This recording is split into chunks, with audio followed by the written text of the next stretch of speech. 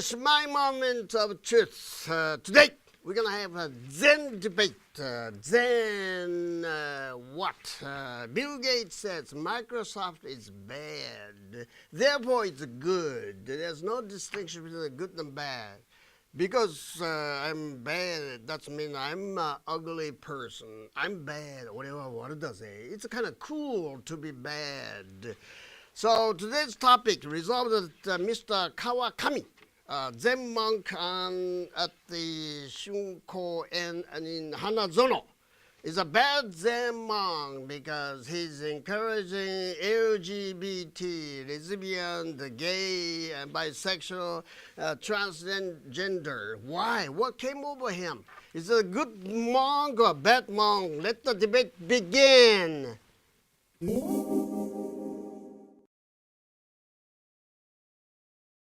Affirmative rock. Mr. Kawakami is bad as I am. He's bad enough to disgrace the Buddhist families in Japan. He went bad. He championed the same-sex marriages. What came over him? He went to the United States.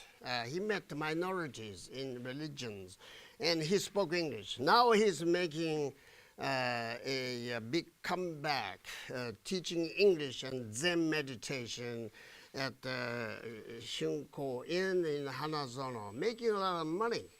What came over him? A lot of people say it's a blasphemy, to giving marriage ceremonies to lesbians, gay couples, same-sex marriages. Outrageous! It's a blasphemy. Negative wind. Hey, wait a minute. Affirmative argues he was a disgrace to the Japanese Buddhist family. Well, what a minute. It's not the Zen Buddhist, the old Buddhism. The Zen is not entirely part of Buddhism. The Zen frees your mind, gives you total freedom away from the traditional stereotyping. So Zen is meant to be flexible. It takes a flexible man like Mr. Kawakami to return back to the original spirit. Number two, why is the change for the worse?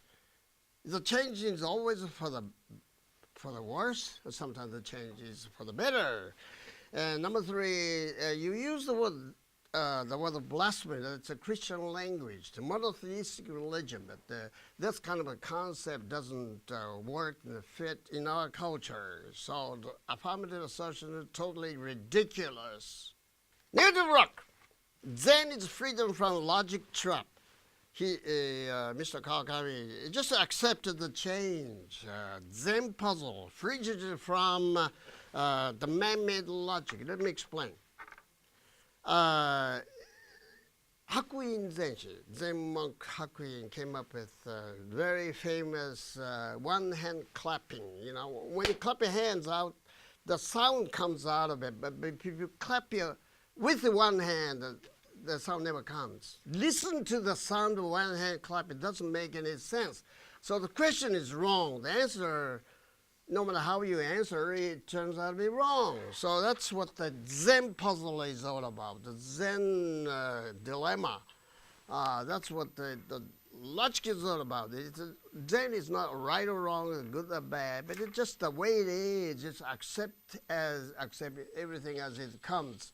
And the Kawakami did exactly that. What's wrong with him? Affirmative wind. Let's talk about the Zen mixed up with Buddhism. What did you put them all together? Zen is it's just a part of it, but not entirely part of Buddhism. Isn't Zen puzzle, the koan, is just a puzzle? No, it makes you think that you have to go beyond logic to get to the truth. Number three, defying logic and common sense. You're getting nowhere. What's the purpose of education? You don't teach Zen puzzle to the high school kids or junior high school kids for that matter.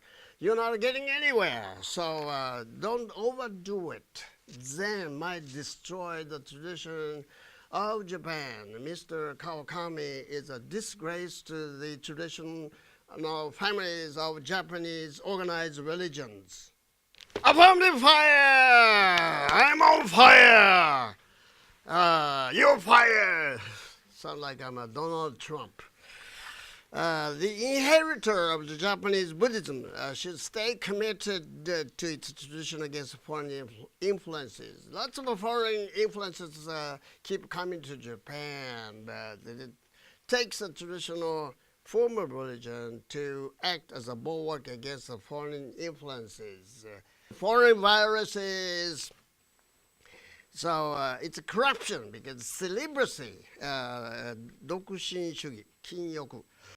Celibacy has been the name of the game in Japan, but it's now changing because of overflood of foreign influences from overseas. It's contaminating the ethos of our culture. That's bad.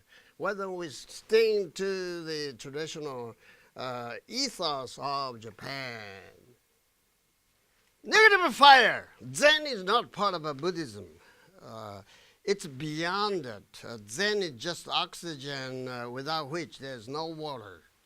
Because oxygen and hydrogen come together and making love. And that's what the water is all about. If it divorces oxygen away from it, nothing survives. So we need water. We need oxygen. We need the Zen. We need the logic to keep you hit above water, so to speak. And meditation is a way to give you complete freedom from different ideas and traditional ideas, fixed ideas. So we need water. We need Zen to keep your head above water, so to speak. So get into Zen. Problem is going to go away. Negative water. What if Kawakami is a bad apple? Who cleans up the mess of degenerate, organized religion? Buddhism and Shintoism are a little bit corrupt. You know, they're busy making money from the tourists. And it takes a man like a Kawakami to break away from the tradition.